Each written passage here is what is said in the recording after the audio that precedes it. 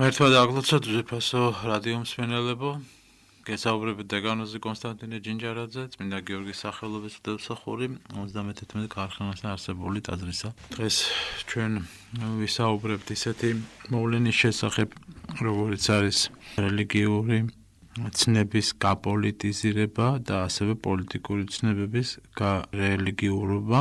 ეს ისეთი მოვლენა გახლავთ, რომელიც დღეს მეტად აქტუალური გახდა.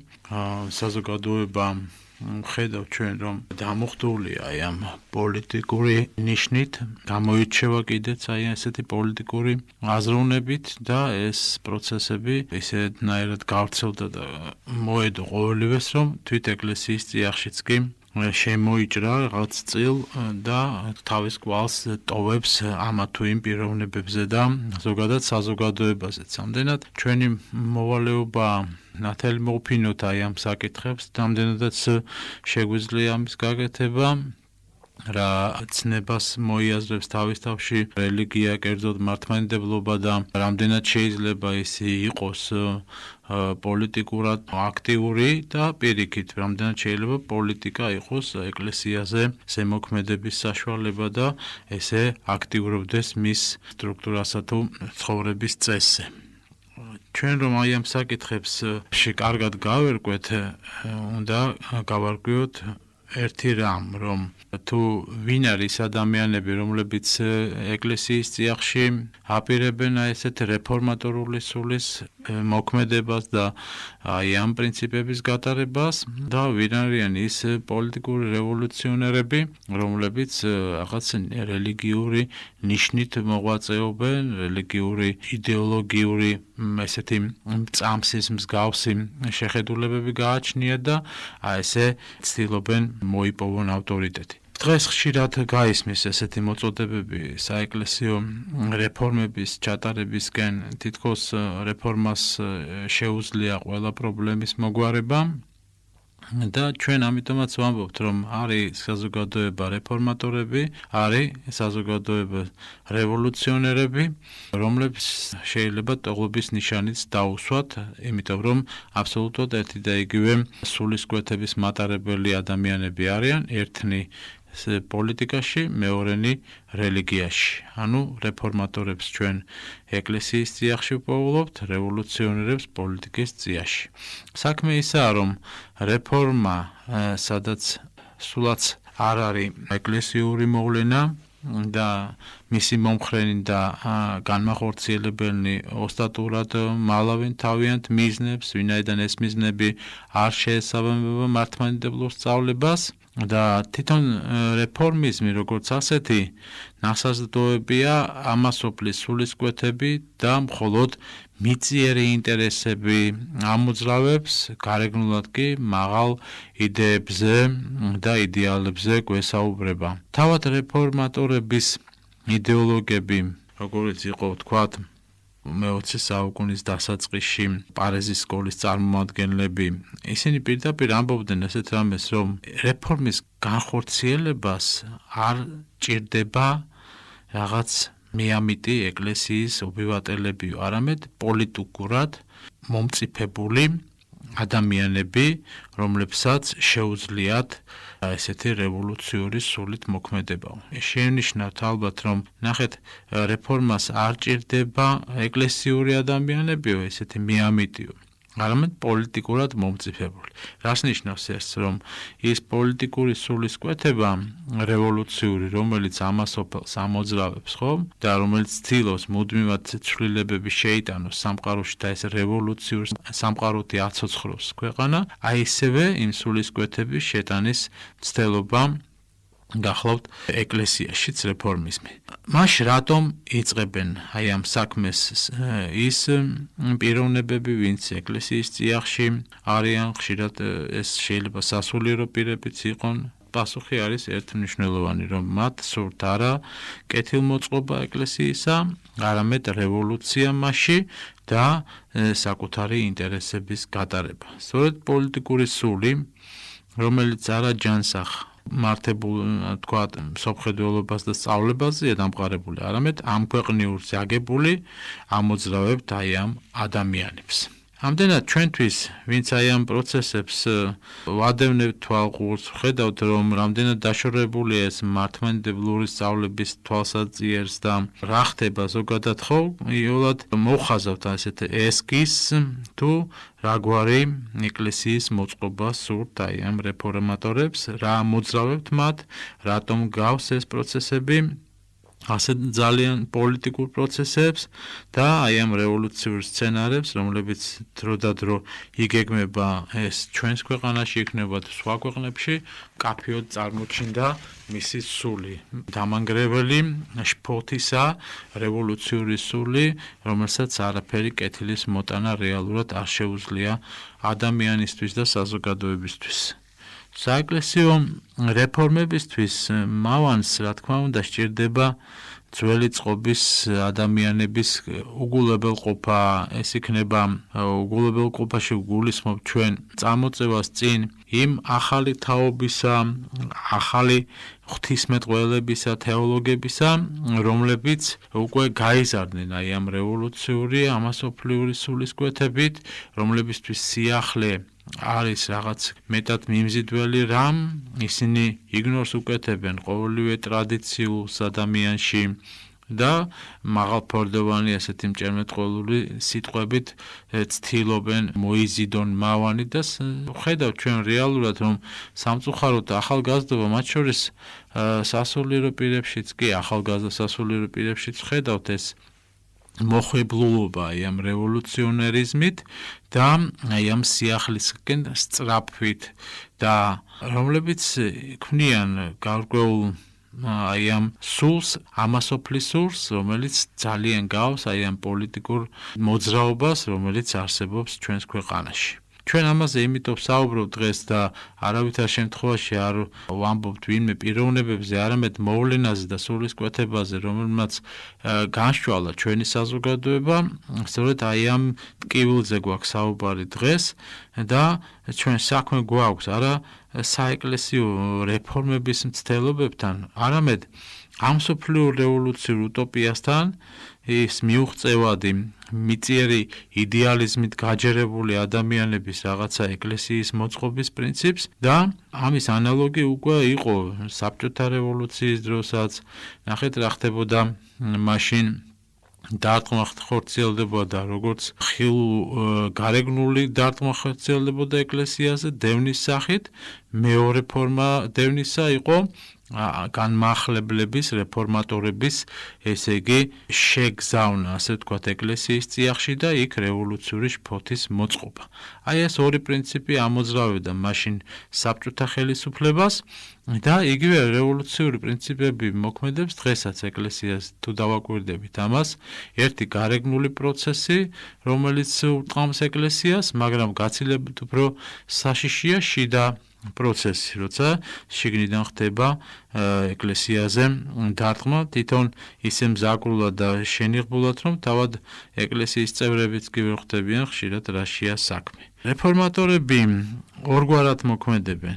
იქ სადაც შეუძლებელია ერთ თავისი იდეების გატარება, ისინი ასე ამბობენ, რომ არსებობს პლურალიზმი, ანუ აზრების სხვადასხვაობა არის დაშვებული, თავისუფალი საზოგადოების წევრები ვართ და ასე შემდეგ და შენი აზრი გაქვს, მე ჩემი აზრი და ასე შემდეგ, მაგრამ როგორც კი მოიქცევენ სიტუაციას თავის ხელთ, მაშინ ამბობენ, რომ თქვათ მართლმადიდებლური ძველი ტრადიციული ხედვა, ეს უკვე არის ანაქრონიზმი, ანუ არის ჩამორჩენილობა და ან რაღაც რუსული სცენარი და ასე შემდეგ და ასე შემდეგ. ანუ ეს ადამიანები ეყრდნობიან არა საეკლესიო ტრადიციის სწავლებასა და პრინციპებს, არამედ დემოკრატიულ მიდგომებს ანერგავენ, ასე ვთქვათ, ეკლესიის წიაღში. ანუ ეს დემოკრატიული ფასეულობა ხდება ის იდეალი, რომელიც ჩtildeავს მართლმადიდებლურ სოფხედვას. ეს არის პრობლემა თანამედროვე საზოგადოებისა, რომელიც როგორც გითხარით, ეკლესიის წიაღში ნელ-ნელა დახულობს თავის ადეპტებს. ეს არის წმინდა დემაგოგიური ლოგიკა და აზროვნება ზოგადად, სადაც ძნელია საერთოდ კაფიო აზრის გამოტანა, ყველაფერი მეტად ორაზროვანია, ბუნდოვანია, მაგრამ ჭერმეტყველურად დალაგებული. და როცა საგმე დოგმატურ საკითხს ეხება, იქვე ვხედავთ ლავირებას, გადახტომას ხან ერთ საკითხიდან მეორეზე, მეორედან მესამეზე და არ გაძლევს ეს ადამიანები იმის საშუალებას, რომ თავისი ეს მანკიერი პოზიცია კარგად იყოს წარმოჩენილი. რეფორმატორები ვერ იაზრებენ აი ამ საკუთარ პასუხისმგებლობას, თუ რამდენად შეუძლიათ დააზიანონ ეკლესია თავისი ეს გამოხტომებით, კიდევ უფრო საფრთხის შემცველია, როდესაც თავად ეკლესიაში იქნება რაღაცა თითქოს და ბჭყალებში თქვათ პარალელური ეკლესია, რომელიც არ ემორჩილება დადგენილ წესწყობას, მოცემულობას ეკლესიაში და ქმნის ცალკე ფარულ რაღაცა ეკლესიას პარალელურ რაღაც წიაღსვლებს, რომლებიც ცხადია საშინლად და დამანგრევლად მოქმედებენ მთლიანად ეკლესიაზე.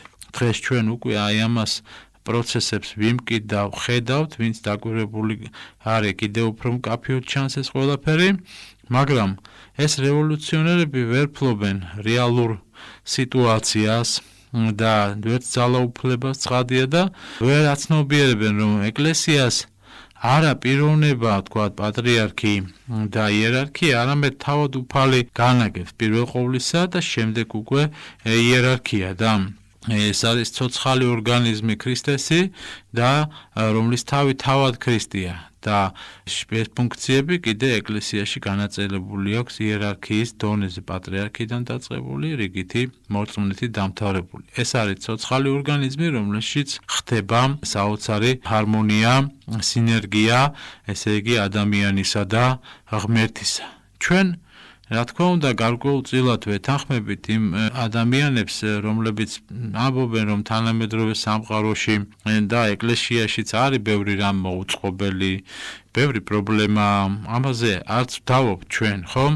მაგრამ ეს არ ნიშნავს, რომ ქრისტიანის სულისკვეთებაც უნდა შეიცვალოს დროის მიხედვით, როგორც დრო ცვლის დღეს ყოფას ჩვენს ირგვლივ და რეფორმაზე სასურველი რეფორმა ეს თუ არასასურველი, ამას არსებითი მნიშვნელობა არ აქვს, მაგრამ ვხედავთ, რომ იცვლება რაღაცეები ქვეყანაშიც, ზოგადად მსოფლიოშიც, მაგრამ ჩვენ არ გვაქვს ამის უფლება, რომ ეკლესიაც ესეთი ცვლილებების ობიექტად გავხადოთ ჩვენ, იმიტომ რომ მას ღვთისგან დადგენილი წესგანგება გააჩნია და არა ადამიანური. სწორედ ადამიანურის სიჭარბემ და სულისკვეთების მოჭარბებამ ეკლესიაში მოიტანა ეს ტრანსფორმაციის სურვილი, რომ თითქოს და ეკლესია უნდა იყოს ახლებურად მოაზროვნე, არ უნდა ჩამორჩეს ცივილიზებულ სამყაროს და მისთანა, რასაც ხშირად ხედავ და გვესმის დღეს ეკრანებიდან. თანამედროვე ადამიანი დაეჩვია აი ამ პოლიტიზირებულად აზროვნებას, რევოლუციონერულად აზროვნებას, დემოკრატიულად აზროვნებას და ეს სული შეაქვთ ეკლესიაში და ამ დროს ეს სულაც არ არის ეკლესიის სული, ეს უცხოა მისთვის და აი ამ ტიპის მართლობა ეკლესიაში არის ყოვლად დაუშვებელი. ამიტომ დღესაც დავაკვირდებით ამ მოვლენებს, რაც ხდება ჩვენს ქვეყანაში, სწორედ აი ამ ჭრილ შუქში უნდა განვიხილოთ ეს პრობლემა და არავითარ შემთხვევაში არ დაუწყვილმანდეთ ცალკეული თუნდაც სასულიერო პირის ერთეული სასულიერო პირების რაღაც არასწორ მოქმედებასა თუ ქმედებაზე, არამედ მთლიანად პროცესს შევხედოთ და ეკლესიის ორგანიზმს შევხედოთ ისე ჯანსაღად, როგორც ამას ითხოვს ჩვენგან ეკლესია და მაშინ დავინახავთ, რომ სნეულება ყოველთვის იყო მის წიაღში და ეს დამახასიათებელია, მაგრამ ამ სნეულებას სჭირდებოდა კურნება და თუ არ იკურნებოდა, ხდებოდა ქირურგიული ჩარევა, ასე ვთქვათ, მოკვეთა ეკლესიისაგან იმ ადამიანებისა, რომლებიც მის წიაღში ბუნდოვანებას და შხამს, ასე ვთქვათ, ავრცელებდნენ. ასე რომ აი ამ სულით ცდილობენ როგორც გითხარი, ცხადია ეს არ გახლავთ რევოლუციონერების საბოლოო მიზანი, ისინი მთლიანად ცდილობენ დაეუფლონ სიტუაციას, იმიტომ რომ ერთი აზრებით არიან, ასე ვთქვათ, განშვალული ისინიც რეფორმატორებიც და რევოლუციონერებიც და აი ესეთი სამი, ასე ვთქვათ, ძირითადი სცენით შეგვიძლია ჩვენ ჩამოვაყალიბოთ ესენი, ეს არის უგუნურების პროპაგანდა, გაუნათლებლობა და უსინდისობა. უგუნურებაში ჩვენ გულისხმობთ იმას, რომ მართლმადიდებელ სწავლებას გააჩნია თავისი გონი, თავისი სოფხედვა მყარი, მტკიცე 21 საუკუნოვანი, რომელიც რევიზიას არ საჭიროებს და არანაირ ცვლილებას. გაუნათლებლობაშიც ამას გულისხმობთ, რომ არა წიგნიერებას ზოგადად, არამედ სწორედ მართლმადიდებლური სწავლების რეფორმიზაციის მცდელობას და გაუნათლებლობას იმ კუთხით, რასაც ქვია მართლმადიდებლური ტრადიციის პატრისტიკის სიღრმისეული ცოდნა და დოგმატიკისა და კანონებისა, რომელიც საერთოდ აღარ სურთ თანამედროვედ, მათ შორის უკვე ეკლესიის წევრებსაც კი, აი ასეთ დროში უკვე ვცხოვრობ ჩვენ და უსინდისობა ის, როდესაც მთლიანად უგულებელყოფილია მამებისეული პრაქტიკა ცხოვრების სტილისა და გადასული არიან აზნეობრივი დეგრადირებისკენ, სწორედ აი ამ რეფორმების შედეგად, იმიტომ რომ რეფორმა რას აკეთებს, რომ ცოდვას არ ბილებს. რეფორმა ამბობს, რომ იმ ძველი წესრიგით ცხოვრება უკვე არის შეუძლებელი, ამიტომ ჩვენ უნდა ვთქვათ, დავაქორწინოთ მართლმადიდებელი და არამართლმადიდებელი. ან შეგვიძლია დავწეროთ ჯვარი ღვთლებს მეორეჯერ ან მესამეჯერ და ასე შემდეგ და ასე შეარბილონ დამოკიდებულება სოდომურ ცოდვასთან თქვათ და ასე შემდეგ. ეს პროცესები ვითარდება, ძლიერდება და ხშირად მოაქვს საშინელი ზიანიც ჩვენი ყოფისთვის, ზოგადად საზოგადოებისათვის. რეფორმატორი დახშული აქვს ეს გულისკარი, შეიძლება ითქვას, იცავს თავის თავს აი ამ მართლმადიდებლური მსოფლმხედველობისაგან, მას ეს უკვე სმენია, იცის რომ ეს რაც არის, როგორ არის, მაგრამ სურს ახლებურად აზროვნებად ამახლებული აზროვნების უფლებას და საშუალებას არ აძლევს ვინ, არ აძლევს ისევ და ისევ ის ძველი წყობის ადამიანები ეკლესიაში, რომლებიც ამბობენ, რომ ამის შეცვლა არის შეუძლებელი და არავითარ შემთხვევაში არ შეიძლება. გავიაზრებთ რა არის ეს განდგომილება თანამედროვე ადამიანისა, უკვე დავინახავთ, რომ აი ამ ადამიანებს შორის, ვისაც ჩვენ რეფორმატორები და რევოლუციონერები უწოდეთ, არის ტოლობის ნიშანი, განხორციელდა უდიდესი ჩანაცვლება, ასე ვთქვათ, ჭეშმარიტი ქრისტიანობისა რაღაცა უნივერსალური რელიგიურობით, სადაც რელიგიაში არ მოიაზრება ერთი ჭეშმარიტის წმენას თავისი სწავლებით, მტკიცე სწავლებით, არამედ აბსტრაქტულ მოვლენასთან გვაქვს საქმე და ყოველივე ამ სამყაროში ცვალებადი რევოლუციონური სახით იცვლებაო ამბობენ ისინი. და უნდა შეიქმნას ისეთი უნივერსალური რელიგია, რომელიც აი ამ ძველ გადავნაშთებს, რომელიც არსებობს სხვადასხვა რელიგიებში, ყველაფერს წაშლის და ახლებურად ყველა ერთ ჭკუაზე, ასე ვთქვათ, გლეხურად რო ვთქვათ, დადგება. ეს არის ის გადაგების სტილი, რომელიც ახასიათებს რეფორმატორებს. ის რომ დღეს არ ესმით ჭეშმარიტი სულის და მართლმადიდებლური სწავლებისა, როგორც მოძველებული ქადაგების ფორმისა, ეს არ ნიშნავს იმას, რომ ეს ფორმა ქადაგებისა არ ვარ გადამოძველდა, არამედ იმას ნიშნავს, რომ ადამიანებს უბრალოდ აღარ სურთ ძველებურად აზროვნება, ეს უკვე არა მოდურია, არა პროგრესიულია და თანამედროვე სამყარო, რომელიც უკვე გაგიჟებით ილტვის რაღაცა სიახლეებისკენ, მისთვის ეს მოძველებული თეოლოგია არის კოშმარი, ყელში ვყავართ რო იტყვიან მსოფლიოს და ამიტომაც მავანი სხვადასხვა კუთხიდან და სხვადასხვა სახით მზაკრული ფორმებით ურტყამს აი ამ ეკლესიას, მათ შორის ჩვენ საქართველოს სამოციქულო მართლმადიდებელ ეკლესიასაც. სწორედ ეს არის ქვეტექსტი ამ ყველა ბრძოლისა, რაც ეკლესიის წინააღმდეგ ხორციელდება. რეფორმატორებს თავისი თეოლოგები და თეოლოგებს შეიძლება ბჭყალებში უწოდოთ, იმიტომ რომ ეს სულაც არ არის მათი აზრები, რომელსაც ჩვენ ვისმენ დღეს ტელევიზიით, ვისაც აძლევენ ამ პროპაგანდის საშუალებას, ეს სულაც არ არის ღვთისმეტყველება, ეს არის ადამიანზე აგებული და ადამიანური სოფხედველობა, რომელიც გამორიცხავს თავის თავში ზეციურს, მარადიულს, ჭეშმარიტებას, არამედ მხოლოდ ამ მსოფლიური ინტერესებით არის ხშირ შემთხვევაში პოლიტიზირებული ინტერესებით არის განშვალებული. ეხლა რა შეეხება პოლიტიკურ თეოლოგიას, ეს რევოლუციური ღვთისმეტყველება, ასე ვთქვათ, პოლიტიკაში, ეს იმაში გამოიხატება და მდგომარეობს, რომ საფუძვლიანად ხდება გადაფასება თავისი დამოუკიდებულებისა ეკლესიასთან მიმართებაში, ხო? შეიქმნა პირდაპირ შეიძლება ითქვას, რომ ცალკე განხრაც არსებობს პოლიტიკური თეოლოგია. ანუ ეს ადამიანები რევოლუციონერებს გულისხმობ ჩვენ, პოლიტიზირებულ რევოლუციონერებს, ისინი მუდამ ცდილობენ ეს თავისი სულისკვეთებით ამოძრავონ ეკლესიაც და თავისნაირებს პოულობენ ეკლესიაშიც. ეს არის მერე რევოლუციების სახით ვლინდება ეს მაიდანი, თქვა ცნობილი უკრაინაში ვარდისფერი თუ ნარინჯისფერი რევოლუციები.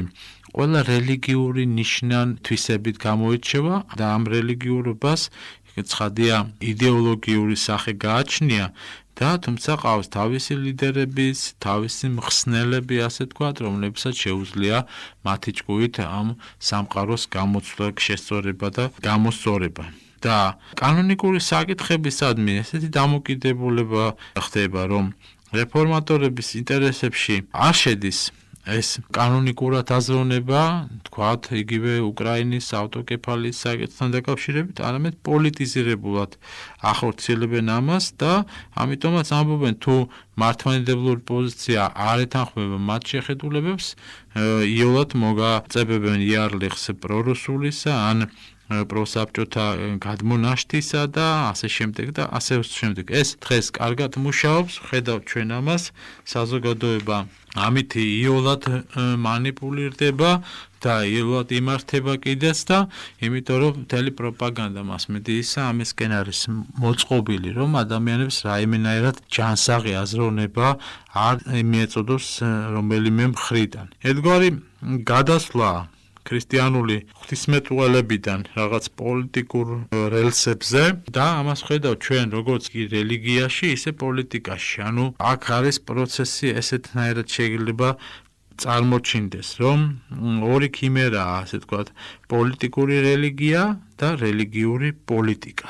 ამდენად პოლიტიკური თეოლოგია არის ერთგვარი რელიგიურობით გამორჩეული, ემსახურება კიდეც აი ამ პროცესებს, მოჩვენებითი პატრიოტიზმით, მოჩვენებითი ნაციონალიზმით, სინამდვილეში ძირფესვიანად ანადგურებს კიდეც აი ამ ტრადიციულ წესწყობას და თანამედროვე დემოკრატია ამას საუკეთესო ნიმუშია, ის აღმერთებს ადამიანს, მის უფლებების რაღაც გაღმერთება ხდება ადამიანის უფლებებისა, ხო, რაღაცა ავტონომიური ადამიანი შეიქმნა დღეს ღმერთის გარეშე და ეს ავტონომიური ადამიანი ცდილობს ყველგან, მათ შორის ეკლესიაშიც შეყოს თავისი თათები და იქ შერყნას ის ყოველივე და ყოველივე ამას რა თქმა უნდა აკეთებს ადამიანზე აპელირებით, რომ აი ყველაფერს ჩვენ ადამიანის კეთილდღეობისთვის ვაკეთებ და სინამდვილეში ღმერთის ნება ზოგადად არის მთლიანად უგულობელყოფილი.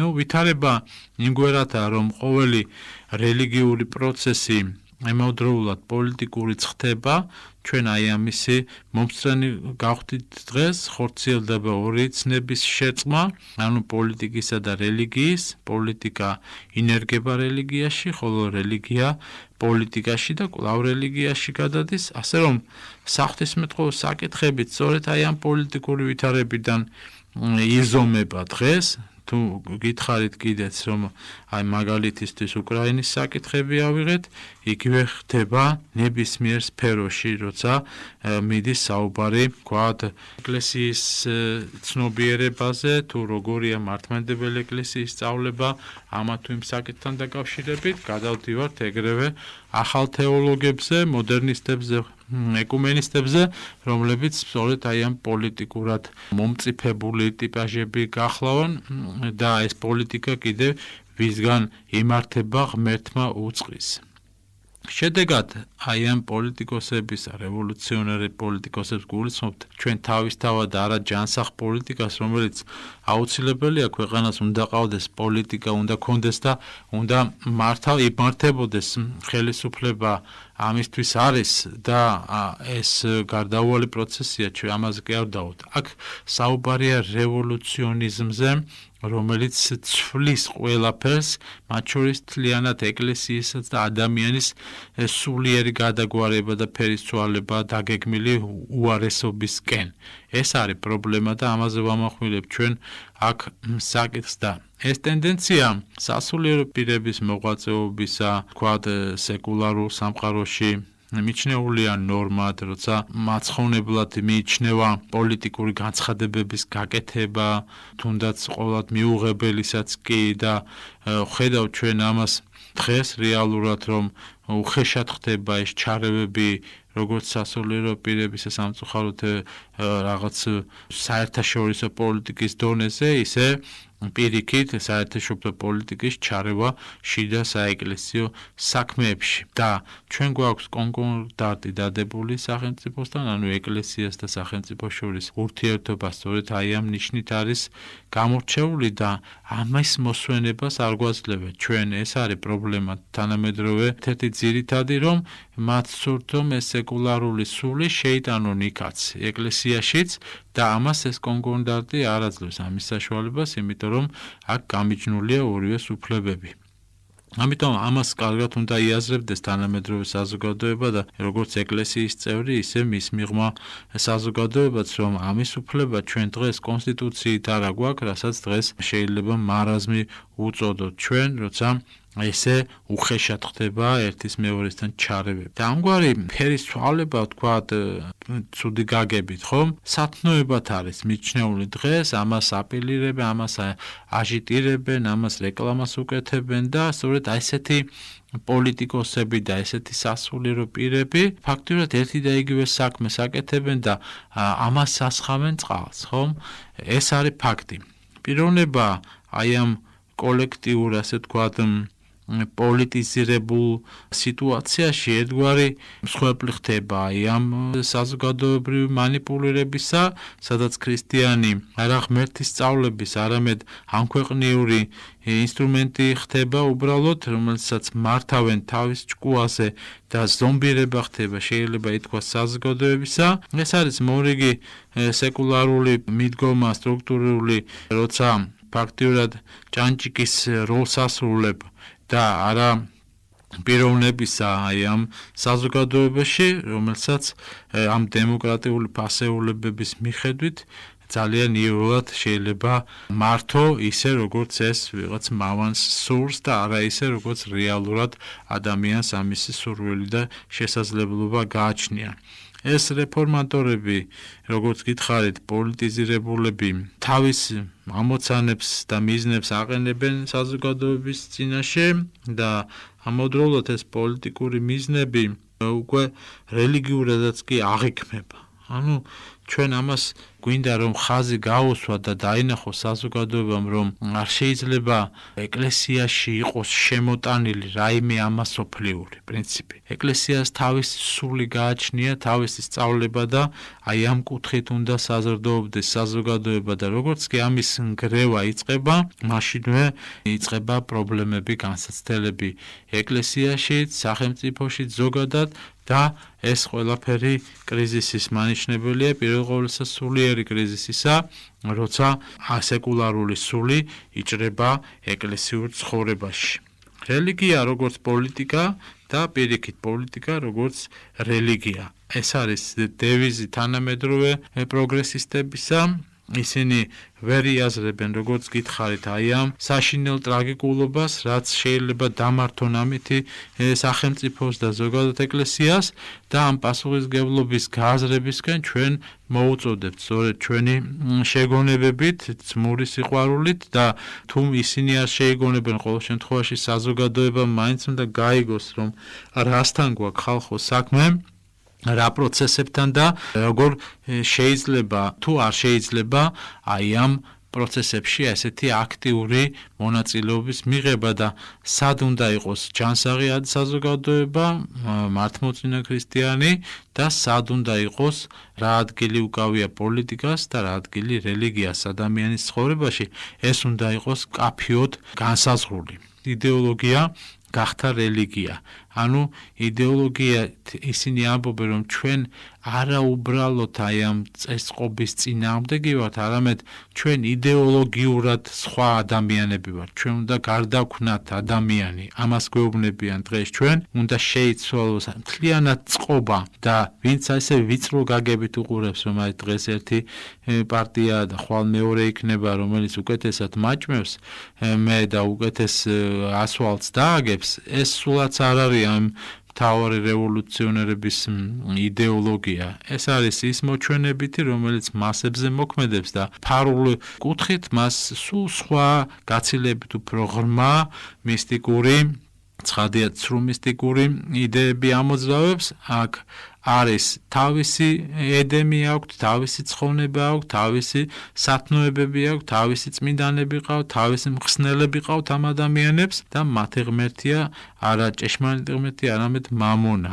ასეთია პოლიტიკური ვითარება, პოლიტიკური რელიგიურობა, რომელმაც მოიტანა უამრავი პრობლემა უკვე საზოგადოებაში და კიდე მოიტანს მრავალს თუ გონზე არ მოვედით ჩვენ. ასეთი პოლიტიკანების სამშობლოსადმი სიყვარული და ტრადიციისადმი სიყვარული არის ფასადური გამონათქვამი, მათ საერთოდ არ ესმით რა არის ტრადიცია თავისი ღრმა მნიშვნელობით, საერთოდ არ ესმის რა არის მართლმადიდებლობა თავისი ღრმა მნიშვნელობით, ისინი მიიწვიან რაღაც ამაღლებული კოსმოსურისკენ, პროგრესიულისკენ, მაგრამ ეს პროგრესიული არის როგორც წესი მითი იმისა, რომ შეუძლიათ სამყაროს გარდაქმნა და სამყაროს გარდაქმნა არ შეუძლია ადამიანს ამ სოფლიური მეთოდებით. ეს არის ამქვეყნიური კრახი, ამქვეყნიური სადმი ლტოლვა, როგორც ღვთაებრივისადმი და ეს არის ის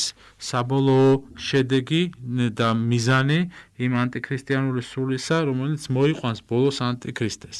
ჩვენ რატო ამბობთ ამას, რომ ანტიქრისტეს ორი მნიშვნელობით ექნება და დატვირთვა, როგორც გენიოსისა, რომელიც აი ამ პოლიტიკურ ვითარებაში ყველაზე გამჭრიახე გონების აღმოჩნდება და იტყვის, რომ მე შემიძლია ყველა პრობლემის მოგვარება და მეორეს მხრივ, როგორც ღმერთისა ის პრეტენზიას გამოაცხადებს, როგორც უნივერსალური რელიგიის ბატონ პატრონისა და მეუფისა და ამქვეყნიური მეფისა და ღმერთისა. ეს იქნება ის სული, რომელსაც დღეს უკვე მკაფიოდ ეყრება ნიადაგი და ეს უნდა დავინახოთ ჩვენ. სწორედ ამისკენ არის ჩვენი საუბარი და სწორედ ამაზე უნდა ამახვილებდეს ყურადღებას თანამედროვე ჯანსაღად მოაზროვნეს საზოგადოება, იმიტომ რომ ეს არის უდიდესი მსაკრობა, რომელიც კი არსებობდა კაცობრიობის ისტორიაში, როცა ღმერთის ჩანაცვლება ხდება ანტიქრისტეთი. და ეს ანტიქრისტეები უკვე მრავლად არიან და მათი მოქმედების და დევნის ფორმები გაცილებით უფრო მზაგრული გახდა დღეს, ვიდრე ეს იყო გუშინ და მანამდე. ღმერთმა დაგლოცოს და შეგვიწყალოს. გესაუბრებოდა დეკანოზი კონსტანტინე.